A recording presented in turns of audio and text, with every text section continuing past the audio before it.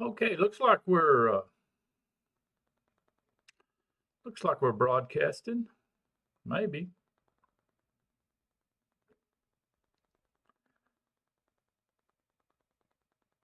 Got a little red something down here on my screen. Oh, it says we're dropping a lot of frames. Hmm.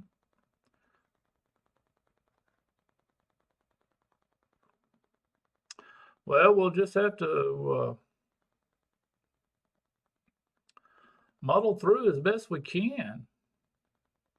I was a little bit scared of this today because I didn't really trust my internet that well.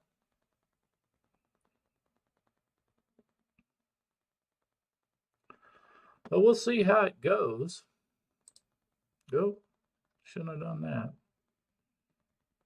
There we go. Got that back up.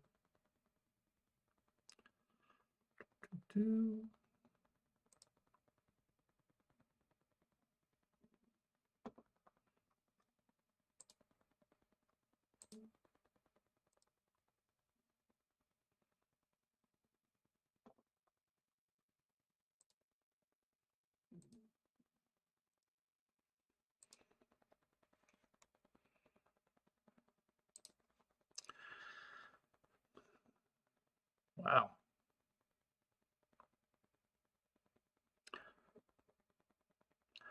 Oh well, we'll do the best we can. You know, when you live out here in the middle of the sticks, uh it's always iffy. I'm thinking my internet connection is really um going nutty.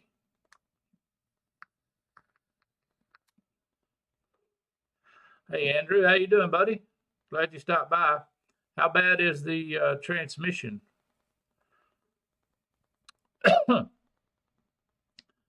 My deal's showing I'm dropping lots of frames.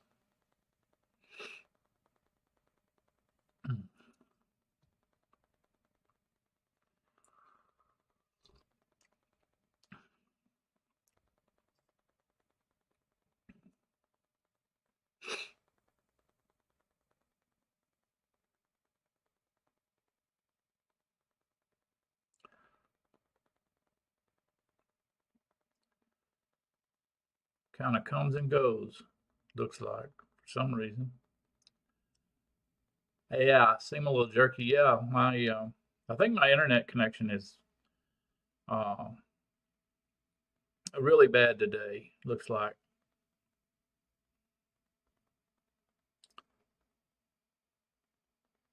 because my I still got the frame rate set at just 30 frames per second. So that's not too taxing. It's not taxing my CPU at all. It's only 23%, but I think it's taxing my internet connection today. I was a little afraid of that. Um, it's real cloudy out here today, and the way the my internet provider is set up, they do they get all their electricity from solar, and I don't know why it's so hard because uh, if it's real cloudy, there's a point in the afternoon to where it's like their batteries run out because they're not getting charged, and we just lose connection. And it's like, I mean, I don't see why it's so hard to have a switch that's, you know, I mean, there's switches that go back and forth, from a real electricity to solar and back, back and forth. And I have no idea why theirs is not functioning properly. But I had a suspicion we were going to be a little iffy today. But we'll muddle through best we can. And I also saw the Todd was having a deal, so I didn't expect too many people to show up. Because he was having a vlog.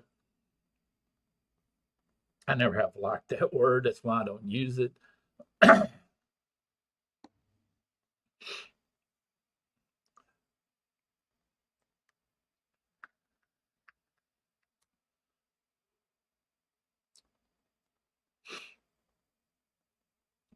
Now, as far as vaping stuff, I don't have a whole lot of news. There ain't a whole lot happening. It's just it's that time of year, and that's just the way it goes. But surprisingly, uh, I'm really enjoying these two, especially these two tanks I bought recently. That K-Fun X and this Fev.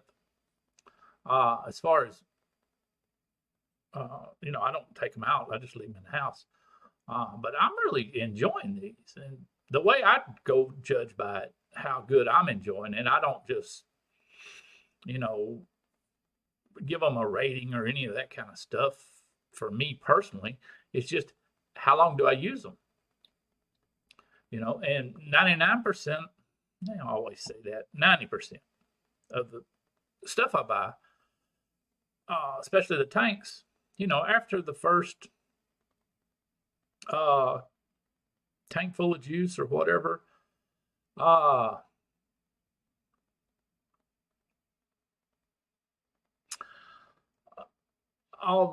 clean them up and put them on the shelf because, yeah, they vaped okay, but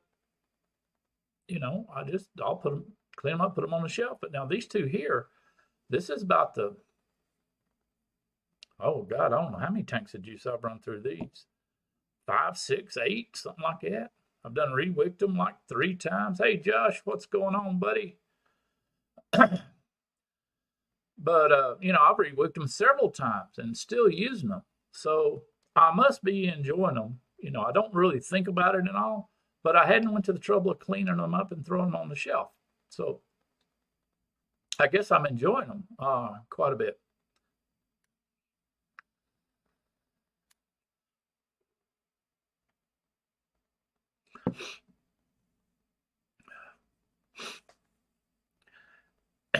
Yeah, Andrew, I like Todd. I watch his stuff all the time, even though a whole lot of stuff he reviews is real high end shit that I don't even have an interest in. I mean, I have no interest or desire to spend a hell over on just a mod. Yeah, I don't. So I don't spend over $50 on just a mod. I'm sorry. It's just vaping. It's just I mean, I didn't have a $300 Zippo lighter back when I smoked, so it's not that I'm tight or I can't afford it. It's just that it doesn't add up, and I have nobody to show it off to. Hell, I took my billet box up to my local vape store one time and was just looking at what they had in there, and I just set it on the counter. And the damn manager of the store said, "What is that?" I said, "Well, it's a billet box. It's a clone, but it's a billet box." Well, I ain't never seen one of them. So, I have no, I have nobody to show it off to. My wife only cares if it's comfortable and if it's reliable. That's all she cares about. So, we're all that. But these, I've been really I'm still vaping on them, so I must be enjoying them. That's the way I look at it, because I don't really put a thought into it, I don't wake up in the morning and say, well, what am I going to drag off the shelf and build today? I don't do that.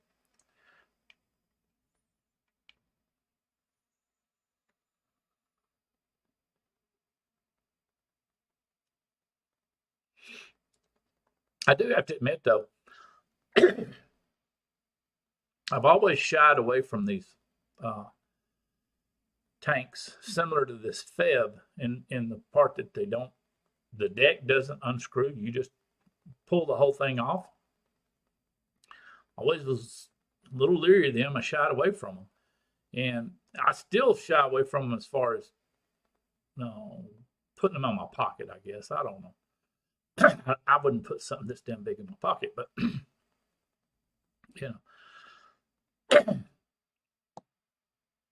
I will give it credit. I mean, yeah, it's bottom fill.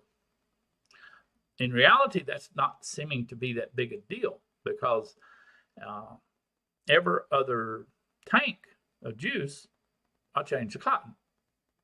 So I'm in here every other tank, anyhow, changing the cotton.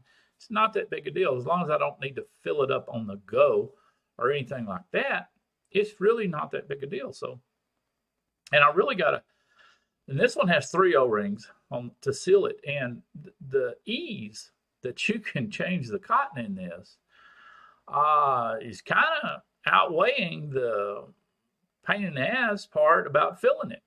Because you can just, I mean, you just jerk this off and there's your cotton. You jerk it out, fire the coil, and you never have to take the deal off the mod if you don't want to, as long as you're careful.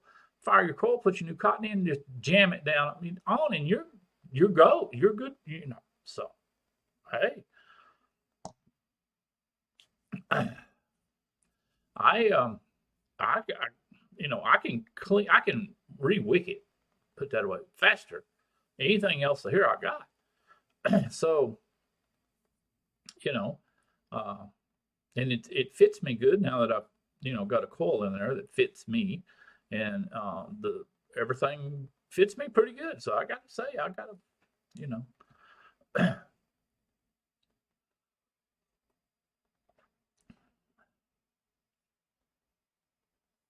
got to say it's pretty pretty good little thing. I wished I'd have discovered them earlier or quit ignoring them. Although, as many revisions as I've seen these go through, uh, you would ended up having a bunch of them.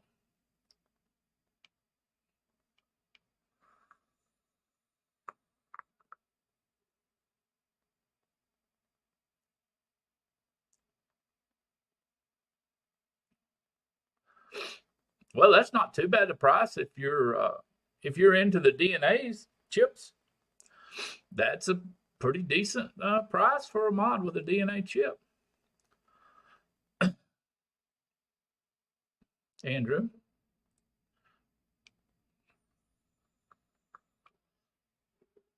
Hey, we all feel guilty. We all fall guilty. We all fall for the the what's it called? Impulse buy. We all fall for that. I even fall for that. Even though I try my best to uh, not do it, but we all fall for that. That's why so many people do it. Hell, it works.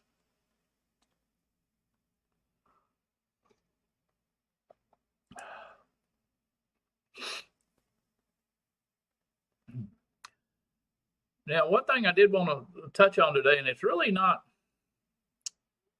pure vaping, okay? But I've seen a lot of other reviewers kind of go down this rabbit hole. And that's the deal of what to do, or what is the latest and greatest thing that Google is doing, or YouTube, okay, to get you more views, get you more subscribers, and all that stuff. And I have found it amazing because every now and then, now I really like, believe it or not, half of me, I'm kind of divided in the middle. Half of me likes to stay small, fly under the radar. Y'all that have come to all my lives have noticed that we never get trolled in our chat. Josh even asked me one time if he could be a what they call it, moderator, and I said sure if we ever have the need for it. But I don't even have the need for a moderator because we don't get trolled. And part of that is because we stay small. I mean, I stay small and insignificant, so I just kind of fly under that radar. And there's a lot to be said for that, there's lots of radars to fly under. There's the taxman radar to fly under. There's the government radar to fly under. There's lots of radars to fly under, and it is an advantage.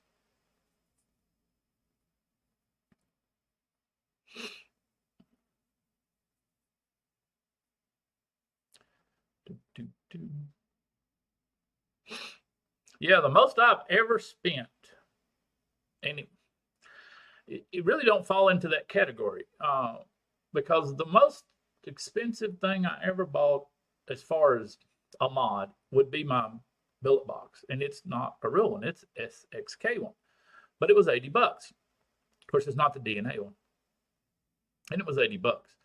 And I guess you could kind of classify that as a mod purchase, even though it's more like an AIO. But it was one of the very first ones. So the damn little sliding glass Boro tanks it come with were shit. You got the adapters for, oh hell, those old Nautilus tanks and Kanger coils, and you got a little old Kanger looking RBA with it, which, yeah, between the tanks and the adapters and the little RBA section you got, that was, was at the most, $15 worth in real money. But anyhow, that's the most expensive thing I've ever purchased, and the cheapest one I ever purchased is the one I'm still using today. Been using it for I don't know how long. It's little Tagger's plastic mod, $20. I'm still using it, still working just fine. Dual 18650. And the bad part was, I bought this a pretty good while back. Okay, and everybody was at that time. Everybody was slamming it because it was plastic. Okay, but it's $20. Oh, but it's plastic. It's plastic. Well, the shit comes around. What goes around comes around. Well, now, these same people that were slamming this $20 plastic mod are paying $300 and $400 and $500 for a fucking 3D printed plastic mod. And you can call it nylon, you can call it this, you can call it that. When it all boils down to it, they're fucking plastic, okay? I don't even want to hear it. Don't want to hear it at all.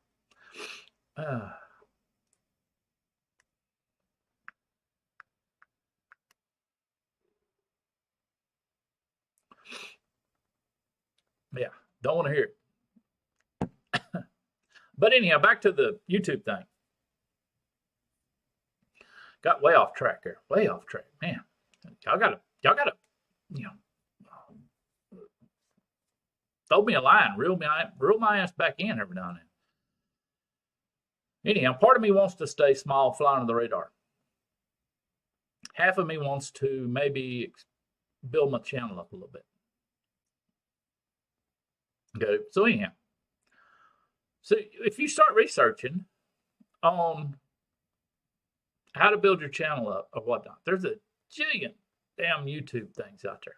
Okay, and if you start looking into it a little deeper, there's a jillion theories, and I call them theories. Now, a lot of people might argue with me on that word, but I call them theories on how the YouTube search algorithm works.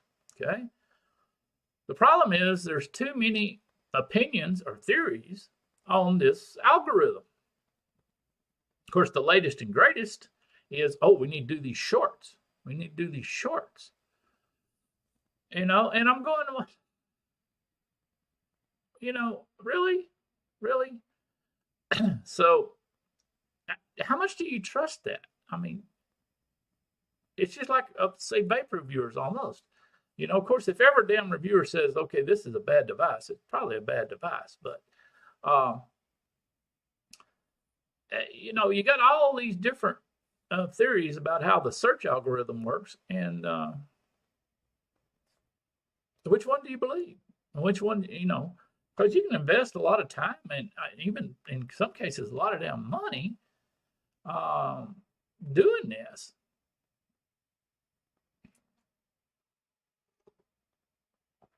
Now, I found one. I don't remember the channel or the video or whatever, but I found one that I halfway trusted. and it ain't nowhere near similar to any of the rest of them. It's completely different, you know, and it's like it's almost like, you know, if somebody that's real popular on Twitter or the other ones that I don't use, barely use Twitter, TikTok, and all that other those other little deals. You know, it's like if somebody that popular on there says says, okay, this is what we need to do to increase views and subs and all this bullshit, and it starts getting, you know, traction. Well, all of a sudden that becomes the damn truth sent down from heaven, and it's like, wait a minute, show me some code. You know, I can actually read a little bit of code. You know, show me some code that backs up your hypothesis. You know, come on. Of course, you never get to see that, but probably never will. Although, I don't know what the real harm would be. You know, if YouTube released that information, you know, I don't see what the real harm would be unless there was ways people could, you know, abuse it, like maybe write bots and whatnot to take advantage of the way it's done. But you know, it blows my mind that, you know, and the way people get carried away with this stuff, and so yeah, I don't mess with it. I'll just fly under the radar for right now.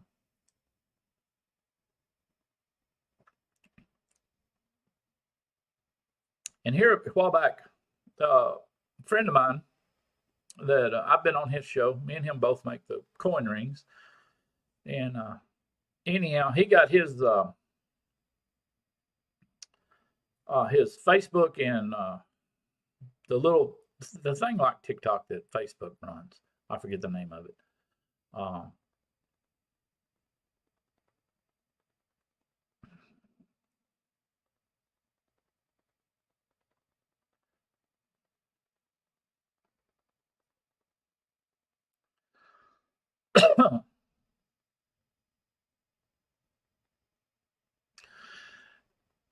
what the hell? I don't remember the name of it.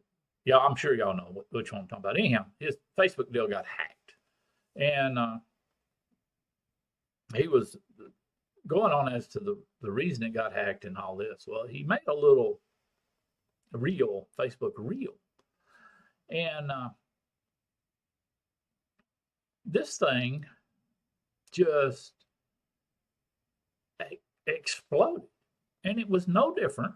Almost, it was really no different than any of his other little reels or shorts or video things or anything. Yeah, Instagram. That's it. I think that was it. Than any of his other ones, and his other ones weren't getting. You know, they'd get 1,000 views or something like that. You know, and all of a sudden, this one little deal, it started getting just tens of thousands or some astronomical number, and that attracted the hackers. Okay, the popularity attracted the hackers. Well, they hacked his shit, and you know, but what blew me away, and I don't even know, I haven't actually talked to him. I need to. But you know, in chat, it's kind of hard, or in messages, it's kind of hard to convey emotions, and I didn't want him to get the wrong idea. But I was wondering if he could explain, or he had any idea why this one little deal of his got so many more views than his other ones, because I mean, it wasn't a lot of difference in it. Definitely not, you know, to make that big a difference in the number of views. It was it's just like pretty much all the rest of his stuff. So I don't even know if he can explain it. But anyhow, but he's been in the he's come in the chat once or twice. JT Coin Rings is his thing, but yeah, And that gets back to part of my original deal, you know, because this thing just blew up on Facebook and Instagram, and I think even YouTube. That attracted the damn hackers. It's just like blood in the water for sharks, man. You know,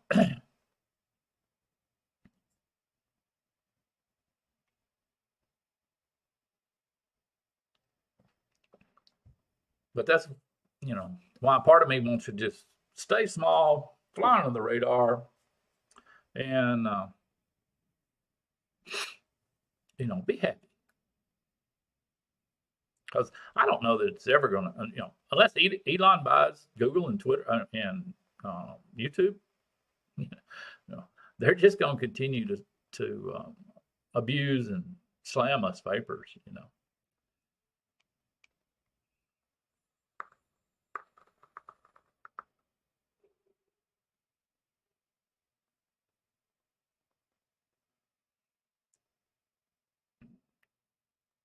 Yeah, Josh, there's a lot of them that have, resorted to a lot of the big reviewers have resorted to doing some stuff to keep their channel alive, because they bet the farm on it, and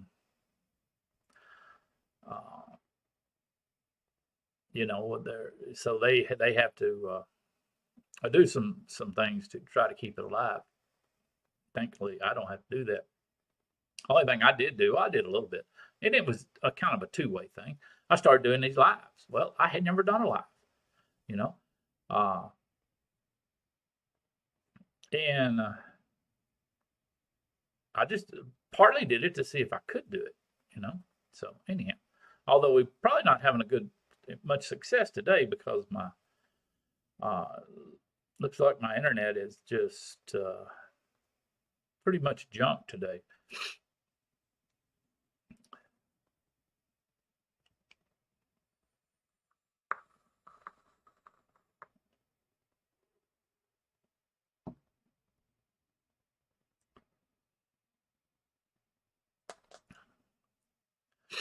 Now I tell you what I did do, Josh. There was on 3F. They've got some like 3 different ways to kind of benefit.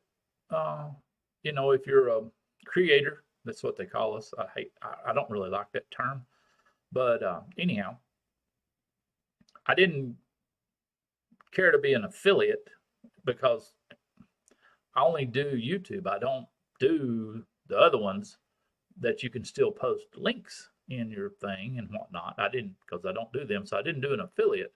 But I did. They got a name for it. I don't remember what the hell it is. But it's if you do a review of a product that you bought from them, and you have to prove you bought it. You just post. You put on their little thing, and you post where your review is. You post a link to your review on their site, type deal. And well, hello, Mongo. How you doing there, buddy? I think the first time I've seen you in chat. Well, welcome. Hope you enjoy what little bit of show we got today. We ain't got a whole lot because there ain't much going on in the vaping world. Oh, now where was I at? Well, I totally spaced that one. Give me a minute. It'll come back to me. Ah.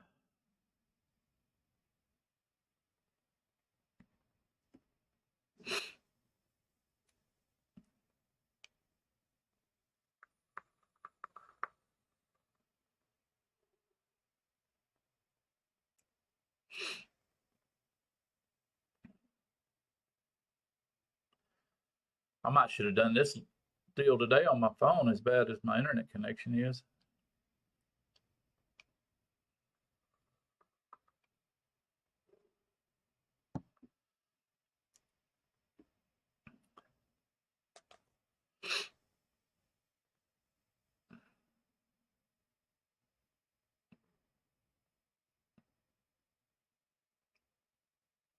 Now, Mongo, I hope I'm pronouncing that right.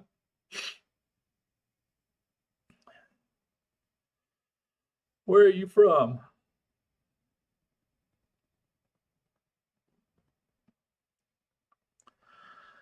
Uh, what I do is hard to describe. Mainly, I do MTL or I do extremely tight uh, RDL. Alabama, all right. Never. Well, I've been through Alabama. I drove through it a couple of times on my way to Florida. This one, for instance, is set up MTL. This K-Fun. My FEV is pretty much restricted direct long. So I kind of float in between those.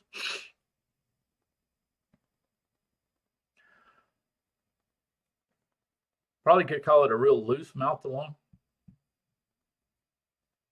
And this one here, I don't even remember what kind of juice is in it. This one's kind of loose mouth along.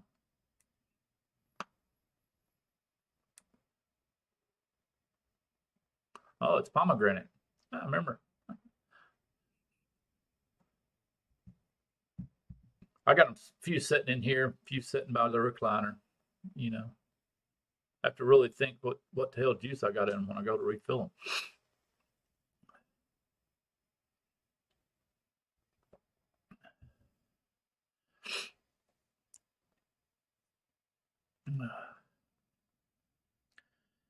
Yeah, I've just tried to describe this before. I like to do what I call a relaxed vape. And I don't care if it's restricted direct lung or if it's mouth to lung. I don't like having to be in a hurry or I'll burn my cotton or something along that line. I like to take a relaxed vape. And that's kind of hard to describe, but back when we smoked, and there's less of us every day that smoked and switched to vaping. There's just so many people out there now that never smoked. But when you smoked, you didn't do that. That's not how you smoked. You sit down, you relaxed, you got a cup of coffee, you had a nice long drag, took a drink of coffee. That's how it worked.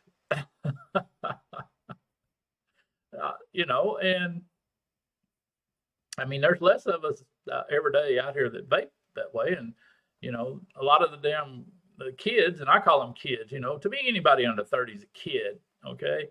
But, a lot of the kids that started off sub-ohming, never smoked in their life and started off on sub-ohming, they don't understand it.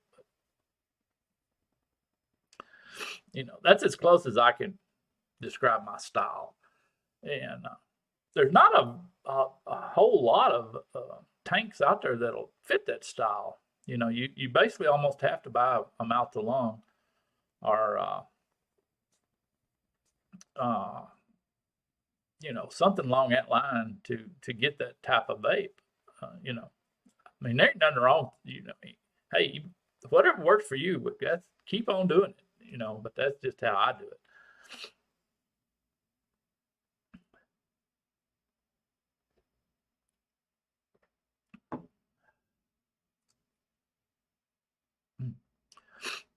Now, if the fellow that was in here last week, Pierre, and I mispronounced his name, I called him Perry, but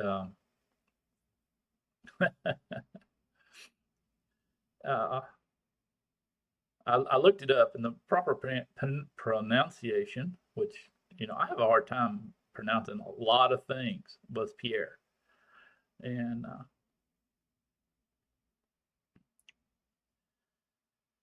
yeah, Andrew, I never got to that point. A lot of people out here did. A lot of the smoke shops, especially the ones down in Laughlin, close to the casinos. The roll you're on was a big deal down there. They had like bulk, nicotine. I'm not bulk tobacco, and they even had it almost reminded me of a damn casino, but they had these little machines that would roll your cigarettes, and they would let you use them for free if you bought the stuff them. If you bought the paper and the tobacco and filters, if you wanted them from them, you could use the machines, and I mean, it was huge damn things, and you put the tobacco in and put your papers in and turned it on, and hell, it just went to spitting out cigarettes left and right. They had like a whole row of them. It was fascinating to me. But the only thing we did was, of course, we bought ours by the carton, and we would go down to a casino that was on an Indian reservation, so we didn't have to pay tax, which, kept them reasonably cheaper, a whole lot cheaper than if you bought them anywhere else, and especially just buying them by the carton saved you a tremendous amount of money as far as buying beside the for a pack a day, at the local 7-Eleven or whatever. So, but I never did do the roll your own thing. But I know a lot of people that did.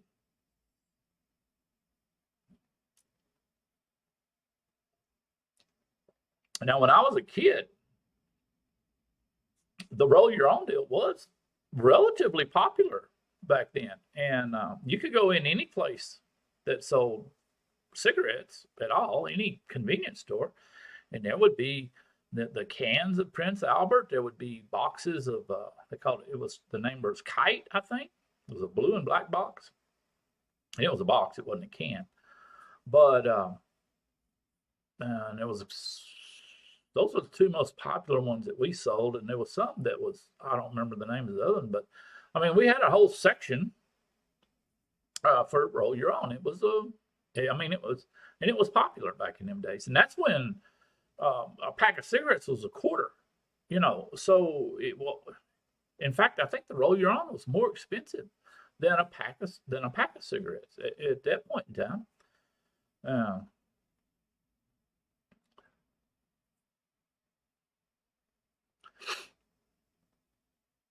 And it's amazing how things,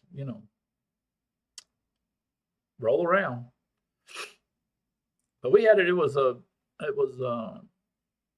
They had their own little display, and the roll your own was with the chewing tobacco and the snuff and the cigars. They were on this one section, and the cigarettes were over here because you had to have a bigger deal for the cigarettes because there were so many brands and whatnot. And just about everybody and their dog smoked a different brand of cigarette back in them days.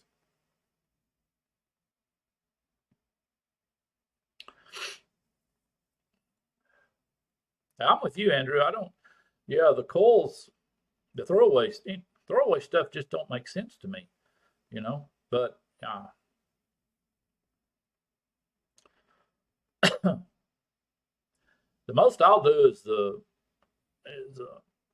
I'll do the coils on one or two little devices, but I clean them. I usually can clean them at least 2 times, at least once for sure, and usually 2 times.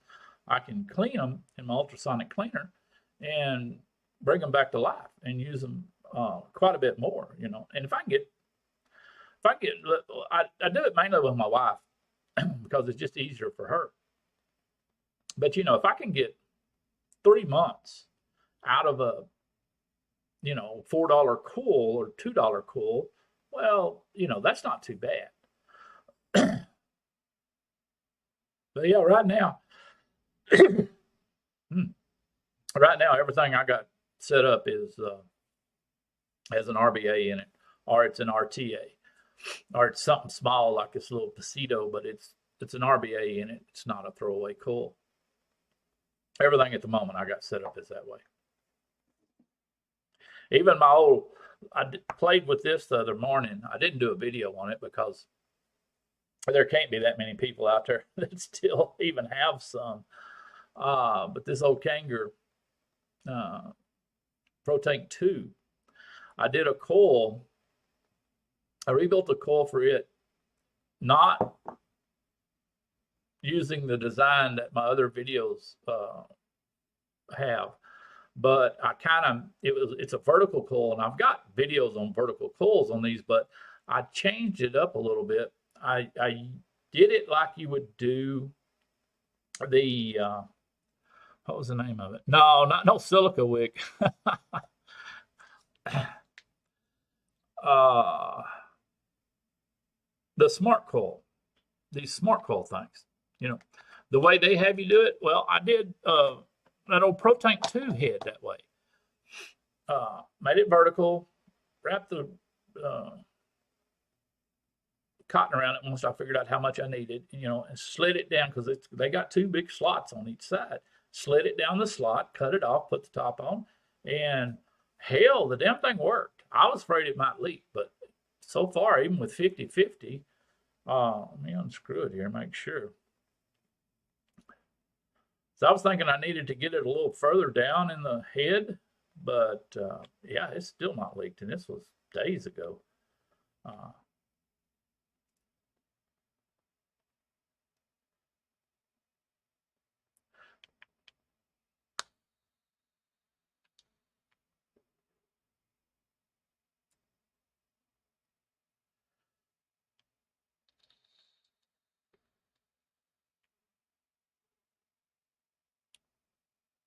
I was curious if I'd have been like, what's his name? Damn it. Hold on. Neil. Yeah. If I'd have been like Neil and bought up a whole damn slew of mesh wicks, or not wicks, but mesh coils or mesh strips with the little legs welded on them, like he bought up a whole bunch of those. I started to, but I didn't.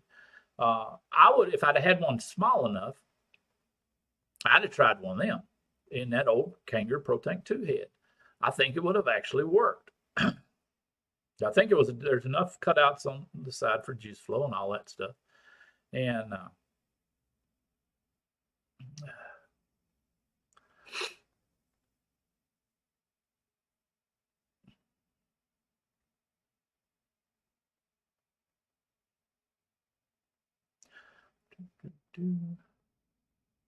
now, which RBA are you using there, Josh? Because there were several different renditions of those.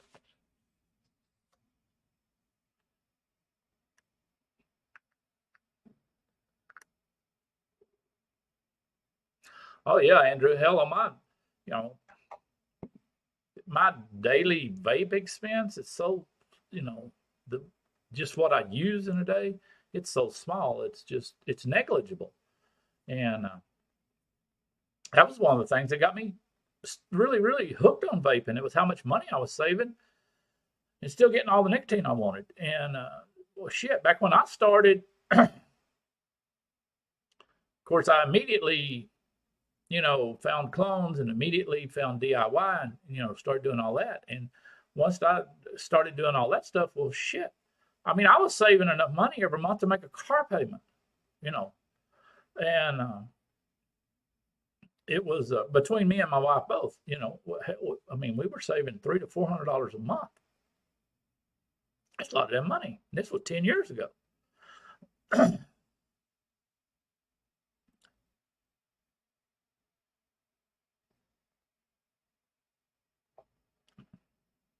Threaded cap and the juice flow holes are large. Did you ever have one of those great big old RBAs that went in? There was a specific tank it went in. I don't remember which one it was, but it was one of the sub tanks. I don't remember which one.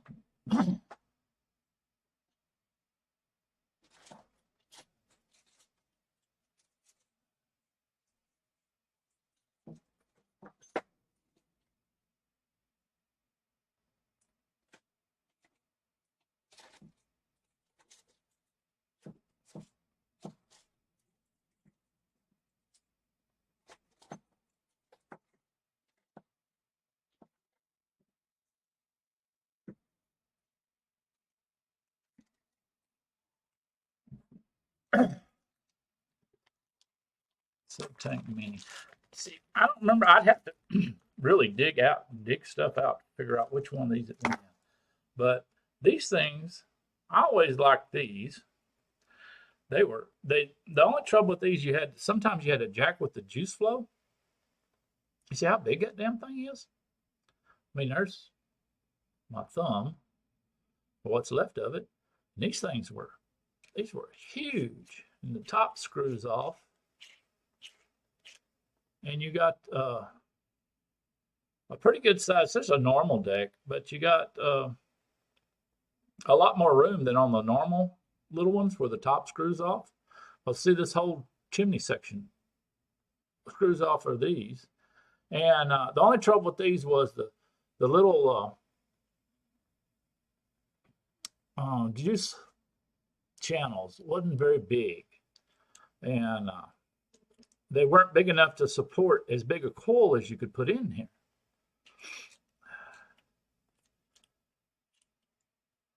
So you had to, what did I do? I drilled it out or dremeled it out or something. I did one anyhow. Of course, you could always drill, well, you'd mess up the threads if you drilled holes in the side of this thing. I guess you could drill them high enough and do them, but I always preferred this design over those, what you might call the stock one, especially the one, because, you know, those little stock ones that had the little screw in the side and the top kind of unscrewed, or you loosened the screw, you could pull the whole top cap off, or, you know, there was a whole bunch of renditions of that little deal.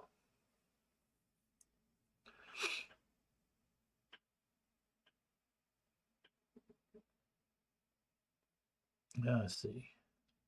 Pioneer. I don't think I've got that RTA.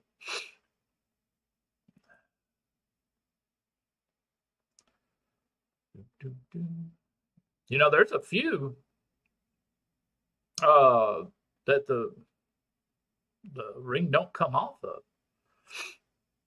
That original Aries 1, the airflow ring didn't come off a bit.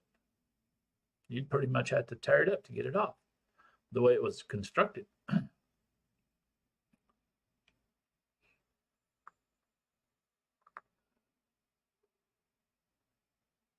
But I don't think I have that one. I'd have to look back through. I've got too many of them. I know it's not something I used a lot, even if I still got it. But, you know, just don't be totally mind blown if you get one that don't come off of, because it would come off. You know, the two pieces. It's liable to have two pieces, a two-piece deck or something that's actually pressed together. You know, with a press, and they may capture the ring, the airflow ring, and then press those two pieces together. And it ain't like it can't come. You can't get it apart, but you're probably going to do some damage if you try. You know, unless you really have a nice press with the exact little pusher tools and all that kind of stuff.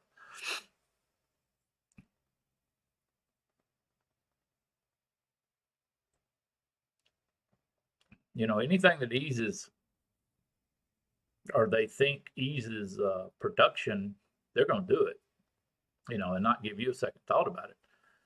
Because, you know, most airflow rings have O-rings to seal them to work, make them work right. And, you know, and eventually you're going to need to get to those damn O-rings, but, you know, they're hoping you'll throw the damn thing away and buy another one.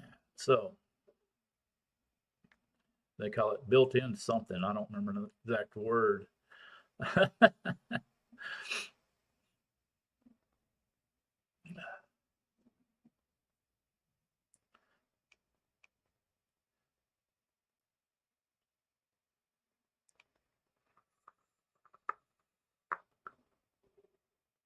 Yeah, if you can't find a YouTube video about it, showing it or whatever, you're probably better off leaving it alone.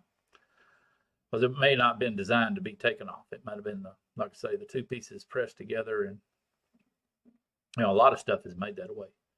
There's a lot of, you see it more on top sections than you on bottom sections. You see it, well, I don't know, you might see it about a little 50-50, but there's a lot of them out there I've noticed that were two pieces that are just pressed together, and they're not designed for you to take them apart. Because if they're precision enough to press together, they're not going to leak. And it's not that bad a deal, unless it's got something on their trap, like you say you want to clean. Have you got a good ultrasonic cleaner to clean it in?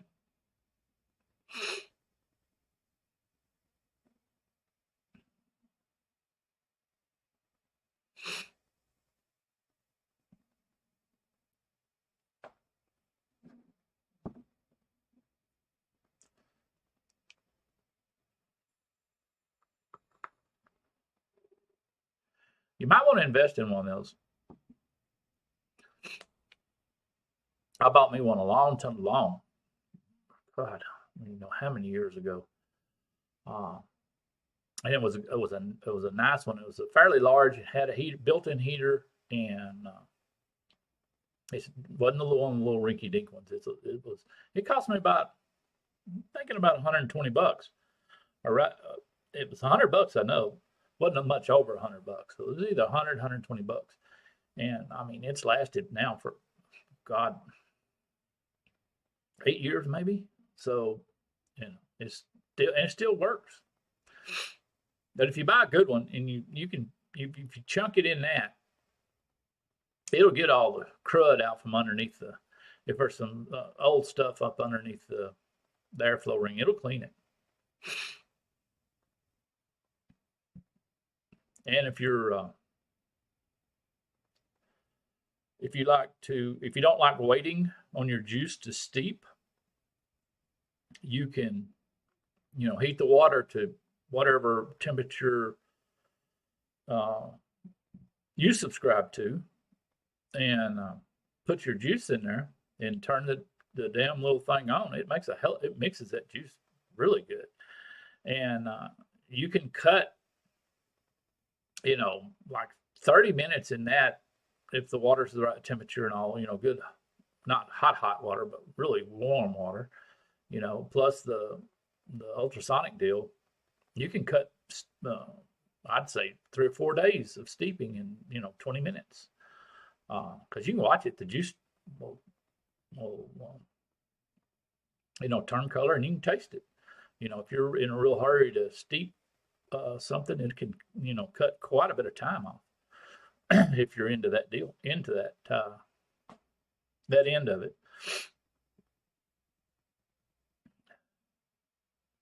I don't intentionally steep anything.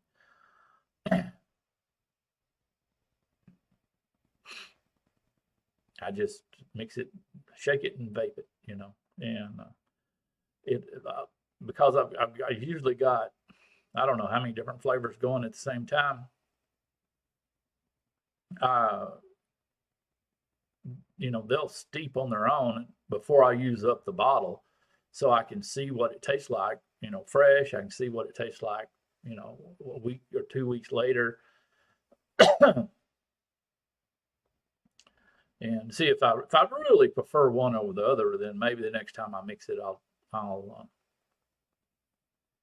either steep it if it needs to be steeped. Otherwise, I just, most of the time I like it either way. It's just like, some of the stuff is a lot more forward when it's fresh, and then if it steeps, this other part comes forward, and but most of my stuff I like either way. I did try something new the other day, a flavor. It was a clone, semi-clone of that lava flow. And of course, I did it. What is it on? I think it's on this one. No, it's not that one. That's what I put in here.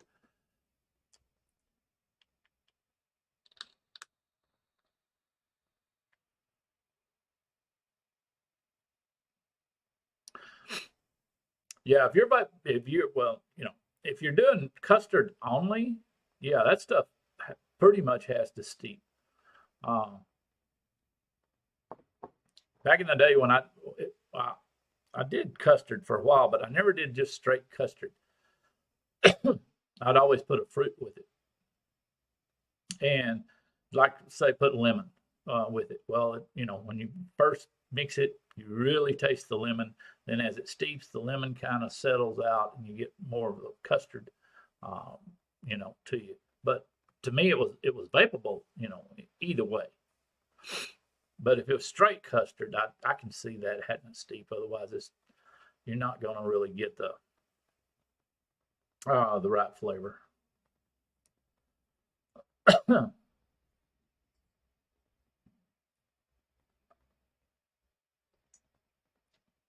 But anyhow, I mixed me up some of that. I believe it's lava flow. It's a strawberry, coconut, pineapple type deal, and I got to say I'm really enjoying it.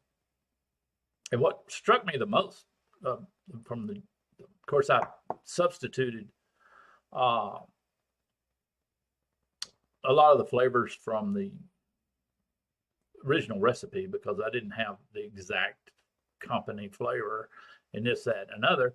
And also, I just, because when I go to mix something, I'll look at, there'll be 10 different recipes for the same name juice, and I'll just skim down through them all and kind of pick out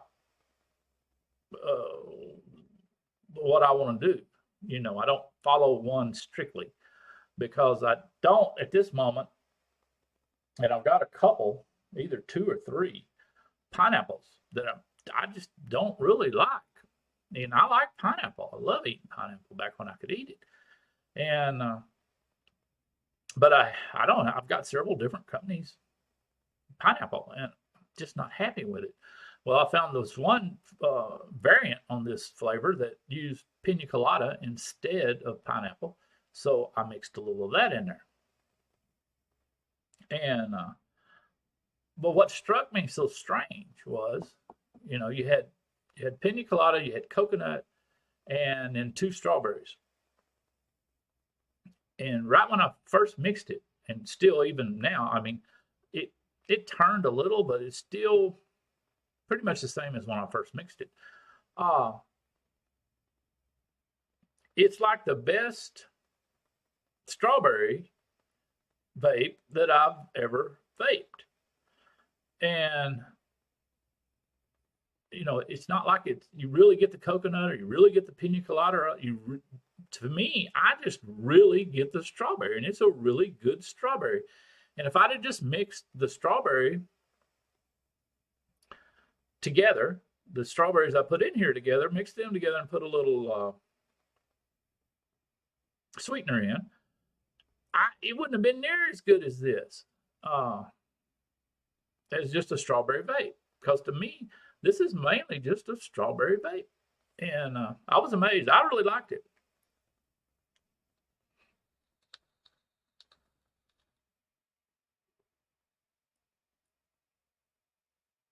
I mean, you might just get, I don't know, you might be getting this one's not a fair advantage to it either. Because I've got this same juice in the billet box by my recliner that I've got the clone, the J. Hayes Jenna clone RBA section in it. And it's a whole lot. Of course, you get a whole lot, it's bigger coil, Clapton coil, and all that shit. So it's a whole lot more than what I'm getting out of this little thing. But like I say, it's like brought the strawberry to life. I was quite impressed.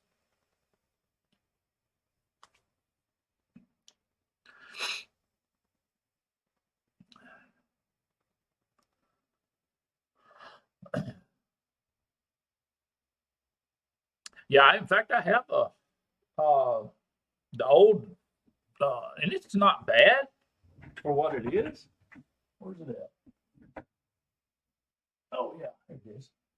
So there's sometimes I'll use if I'm going after a strawberry type deal, I'll use this the quick one shot DIY or dies strawberry malted milk.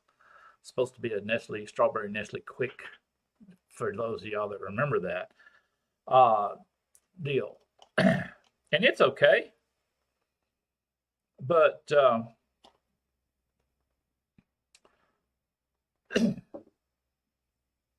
I was just really impressed with this little thing I mixed up the other day.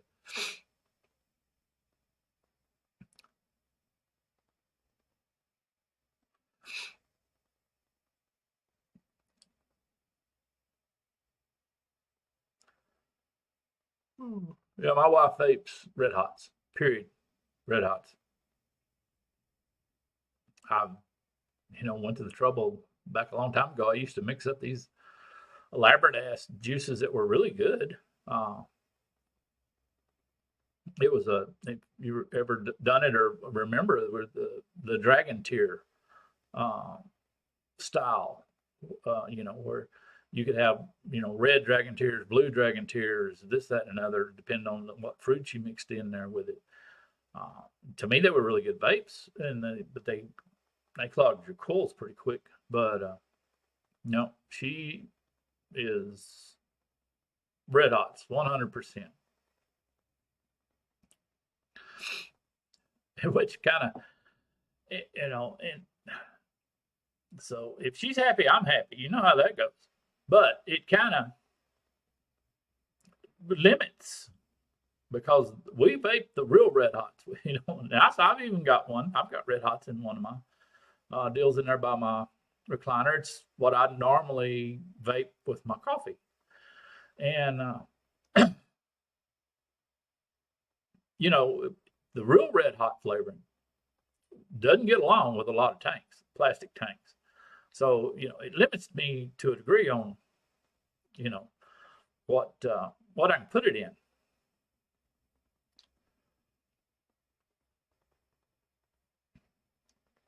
Yeah, I've even, I'll always let her taste if I come up with something new, or, if I buy a new one shot and mix it and whatever, over the years, I'll have, okay, here, taste this, see what you think, and she'll, oh, wow, I really like it. I'll mix her up a bottle of it, and give her another device so she can switch out during the day or whatever. You know what I'm talking about. And, 2 months later, she hadn't even refilled the tank. So it's like, I quit trying. She's happy with the Red Hots, even though she says she likes the taste of these other juices, but she always goes back to the Red Hots. So, hey, if it's working, leave it the hell alone. It's one of those deals. So I know what you're talking about exactly.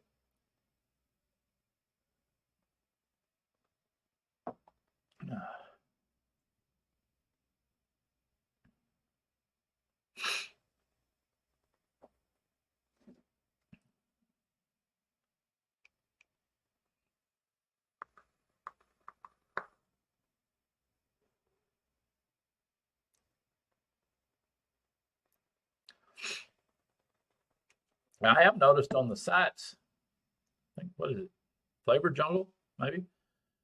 They don't have near as many of these one shots as they used to. They've got a bunch of their own house one shots, but they don't have the famous ones, you might say. Best way I can describe it, from the people that went to the trouble of making a recipe, and of course, I'm sure they got to pay them a cut of it, but I've noticed you don't see, they don't have very many of those in stock anymore.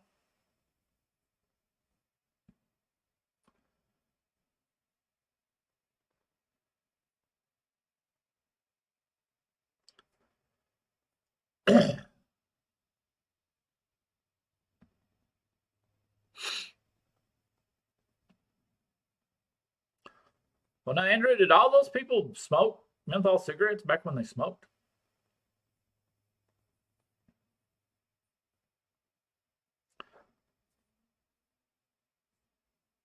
Because that was kind of me. I smoked menthol cigarettes, and if it was menthol, I could smoke it, regardless of what the damn tobacco tasted like.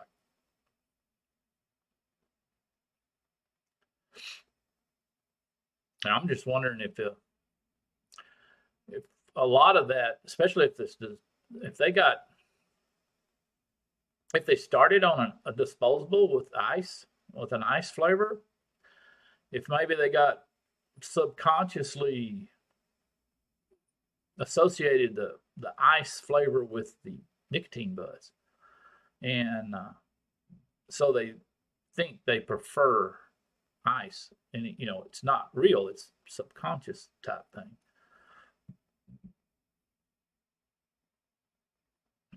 Because even though I smoked menthol cigarettes, I don't have right at the moment. I don't have nothing mixed up with ice in it or menthol, and I've got both menthol and real menthol and WS-23.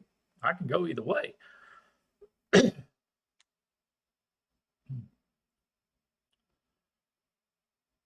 if I guarantee if I vape a tobacco flavor, I'd have some menthol in it. I don't have any tobacco flavors at the moment.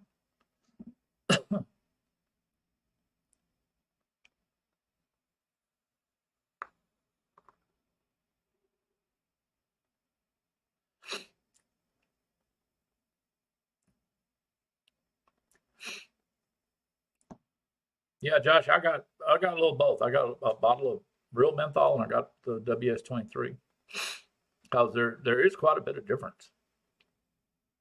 Both have a kind of cooling effect, but to me the menthol actually has a flavor to it. To me, I never tried the colada. I've heard people talk about it. I've never bought any of that.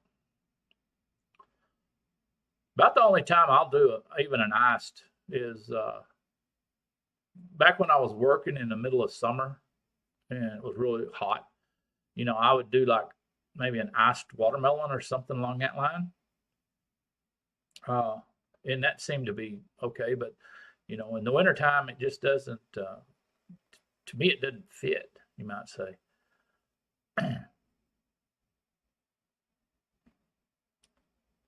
But I've never and I've never even tried it. I guess I could just see what it was like. I've never tried a menthol watermelon. When I mixed it, it was always, if it was a fruit flavor, I always used the WS-23. I never actually tried a menthol with a fruit flavor. I don't know what they'd be like.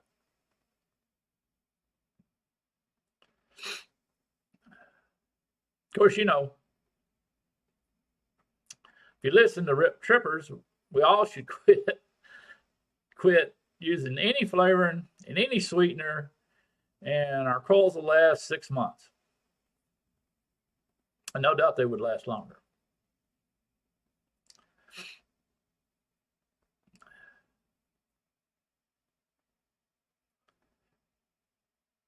My understanding on the colada was it just wasn't as strong as the WS-23. That was my understanding. It was pretty much the same effect and taste. It just didn't, it wasn't as strong as the WS-23. That was my understanding on that. Even though, I've never had it or tried it, but that was my understanding.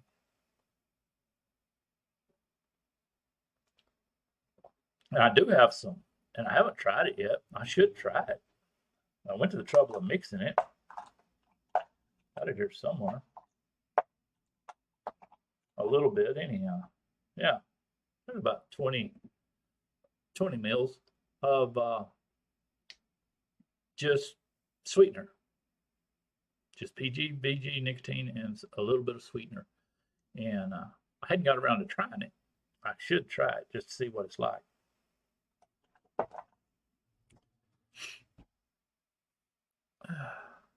All right, Andrew, thanks for coming by, buddy. We're not going to be on much longer. We're just rattling.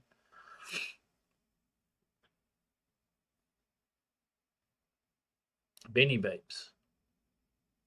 I don't even know who that is. I'll have to look it up and see.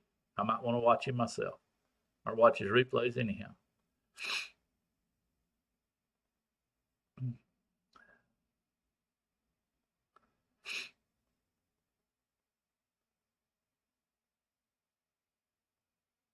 But yeah, Cardinal Rip.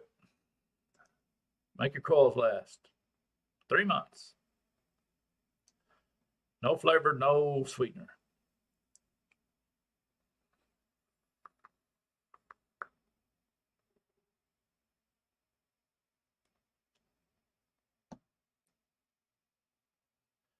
I guess you could wean yourself off of flavoring if you wanted to.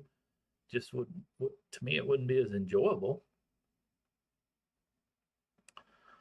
But if you didn't change the nicotine level,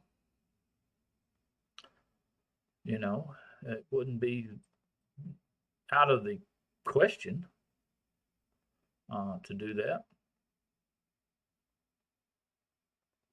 I've heard several people say they quit, they have tried not doing the flavoring.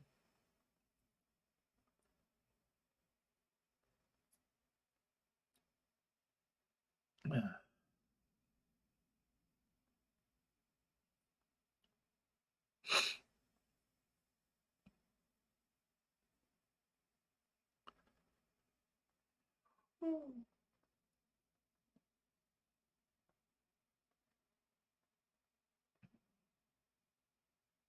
Not much happening out here. Of course, I don't go to town very often. I stay out here where it's nice and peaceful and quiet. I don't have to deal with any Karens or Kevins. And this time of year, we don't even have our open air market because it's too cold. And so I had me a little vacation lately. Just making a few videos every now and then. And trying to decide what I want to do next year about my open air market deal, flea market. It's not really a flea market. They call it a farmer's market, but we don't have really enough produce because we're out here in the middle of the goddamn desert, and they won't let us import stuff from California and sell at this farmer's market. But to me, it's more of a craft market or something like that, not really a flea market. But anyhow, I was trying to decide, because now's the time I always stop and look at my inventory and see if I want to do any changes for next year, and if I want to add anything to the inventory or make different stuff or whatever. And I was trying to decide what I want to do for next year, because I could basically double my presence, you might say. I could have another space, and because I've got a brand new canopy in a box, never even used it. The most I'd have to buy would be some tables as far as setup goes. Another few tables, spend a couple of $100, or maybe even, I don't know, 150 or so. And I could expand without investing a whole lot of real money. I'd invest a lot of time, but I wouldn't have to invest a lot of real money. But, then you're right. This year was bad, really, because of the gas prices were so high, and then the inflation got out of control, and people just didn't have the extra money for stuff they didn't need.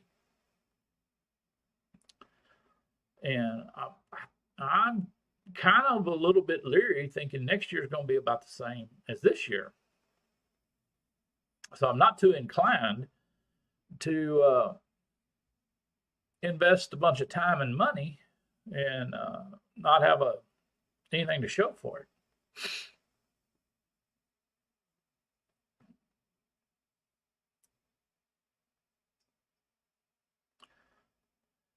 Yeah, Josh, my wife her boss has been sick for, I don't know how long now, weeks. I think my wife finally caught it. And it's just kind of a little bit like a cold, a little bit flu. I don't know if it's COVID or not. Doesn't seem to be. But she kind of finally caught it a little bit. But she's doing better. She went to work. She didn't miss any work. She was just um, feeling a little under the weather. Luckily, I had got it.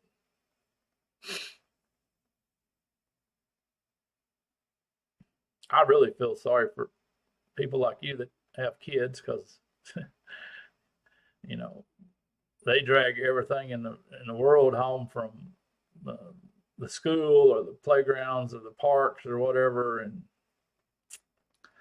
yeah, you just kind of what's the proper term for it? Uh, you're just kind of screwed,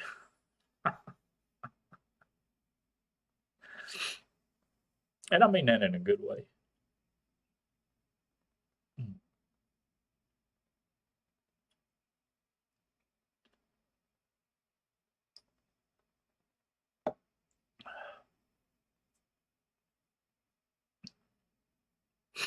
Yeah,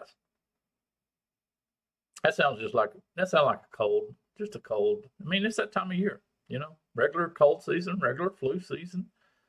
Uh, been happening since the beginning of time.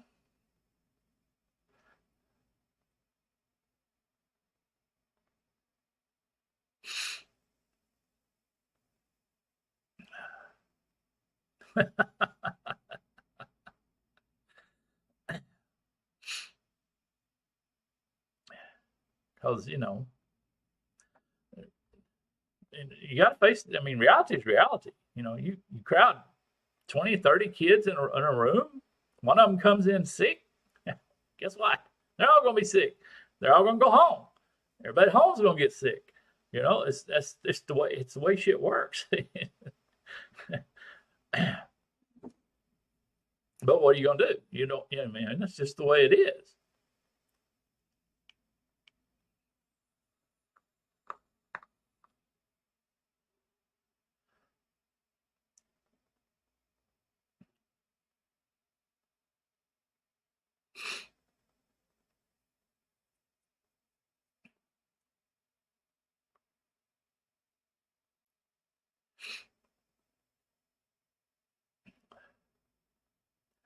Yeah, the homeschool thing is not bad if you're disciplined and the kid's disciplined and really does it. Uh, it that's not a bad way to go. I've always thought that as far as normal schooling, reading, writing, arithmetic, not fucking algebra 2 or trigonometry, but the normal stuff, reading, writing, normal arithmetic. I just never could see why they couldn't teach you all that shit by the 8th grade. You know, I mean, you get the kids back in my day, you got them for most of the damn year, 8 hours a day or more. What the hell? You know, just the normal stuff, they should be, you know, very proficient by the 8th grade. You know, I never could understand why it took so many damn years. And I'm starting to wonder, it kind of leads to the conspiracy theory that, oh hell, they're just babysitters to begin with. You know.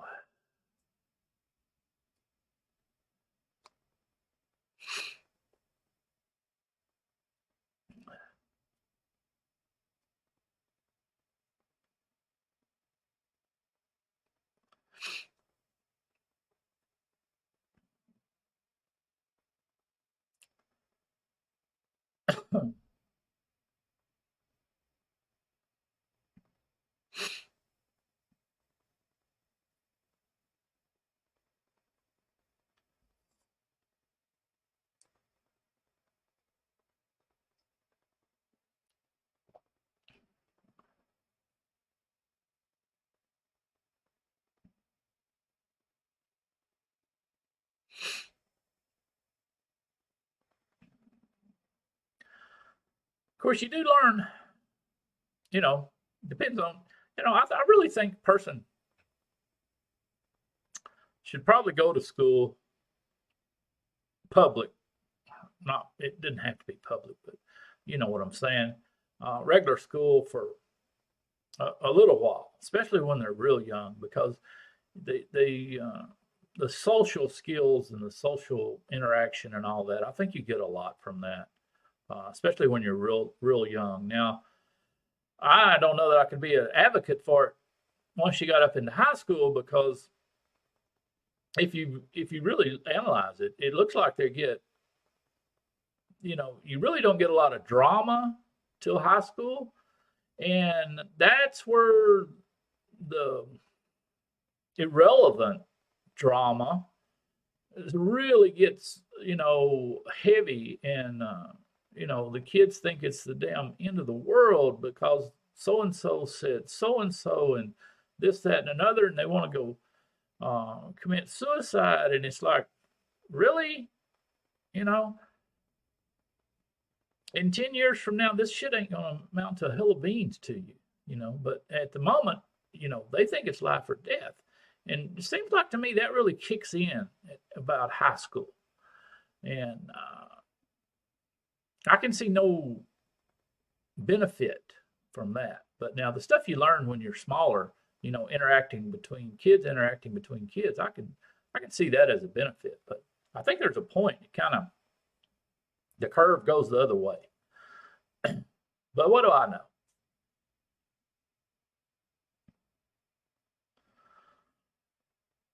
All right, Josh, thanks for coming in, buddy.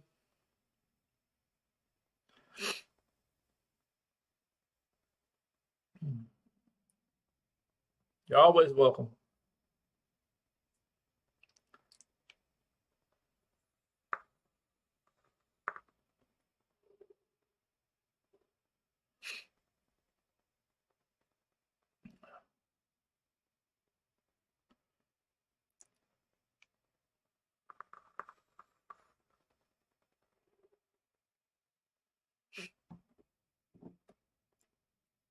Of course, hindsight's always 2020, but you know, I told my dear sister-in-law, we went over to their house one time when both their little kids were real small, and she wasn't letting them watch what I call regular cartoons. And I said, "What the hell?" You know, and we didn't get in a fight about it, argument or anything, but I just disagreed with her decision on that. And, well, 20 years later, yeah, you can kind of see the results of the decisions along that way.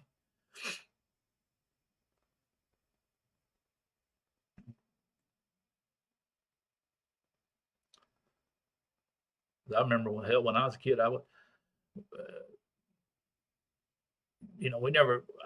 I never got to watch any, let's see, R-rated shit. Goes back in them days, the PG was what they call R-rated now. But if we went and watched a monster movie, I mean, I'd probably have a nightmare that night. But I got over it. It didn't kill me, you know.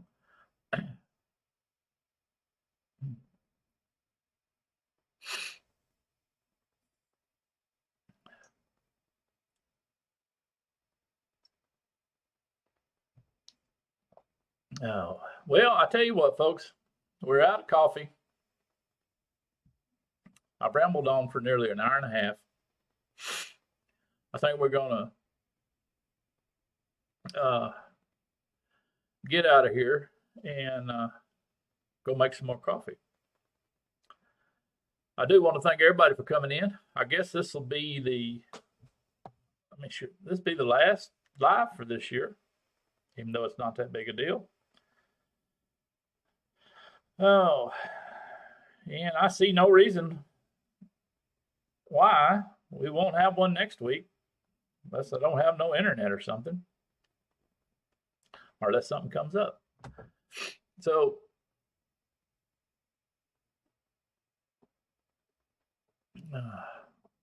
Oh yeah, I was a lot. Hell, I was a lot older than that.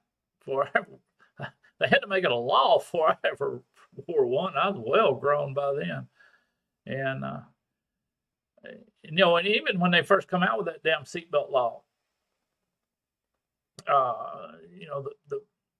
the old cars, they just got a lap belt. So unless the cop stopped you, they didn't know if you had your seatbelt on or not. And most of them didn't care.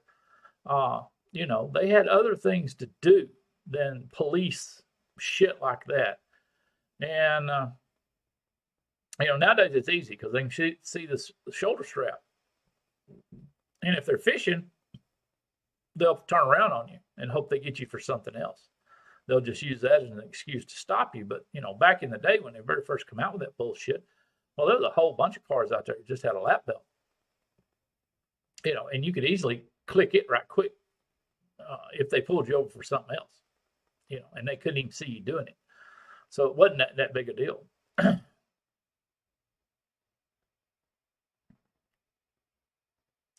Hell, I don't remember when it came out, but I had already been driving for a long ass time when that come out. But like I say, they really didn't start enforcing it until a lot of the older cars with just lap belts got off the road, and they still don't. I haven't been fished out here in Arizona, the area I live in. I haven't been fished for seatbelt at all. So, but I know a lot of states and counties, they'll use it as an excuse to pull you over and then hope they find something else wrong so they can write you a real ticket or take your happy ass to jail, depending on the circumstances.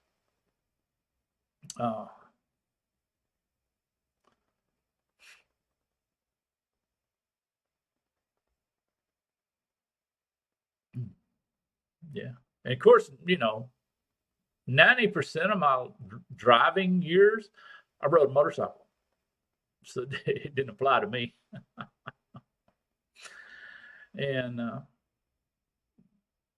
the helmet laws, especially in Texas, the helmet laws have come and gone and come and gone so many times that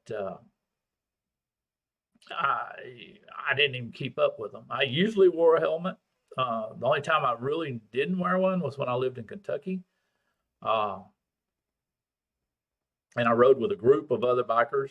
A lot of times I wouldn't wear a helmet, but even out here, I mean, if I'm going to hop up on the interstate to come home, something like that. Now, if I'm just going to town on the old road, I don't really think I need a helmet. But if I hop up on the interstate and play with the 18 wheelers, well, yeah, I'm gonna have a helmet on. But it's personal preference thing. But yeah, back in the other days, because I rode motorcycle 90% of the time. That was my main mode of transportation. So seatbelt didn't affect me.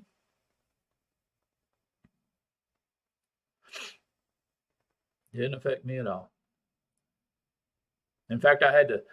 The damn laws changed so much when we moved from Kentucky to out here. We stopped in Texas for a couple of weeks, and on the trip where we hauled all our motorcycles out, we wanted to ride a little bit while we were there in Texas. So it was our hometown, so I drove down to the local police department and asked them. Went in and asked, say, hey, what the hell's the helmet law at the moment? And at the moment, at that time, you didn't have to have one if you didn't want one, unless you was under a certain age, under 18 or something like that. Like, especially if you were, a passenger, a young passenger, then they required them to have one. But if the rider himself was over 18 or 21 or some shit and thing like that, you didn't have to have one.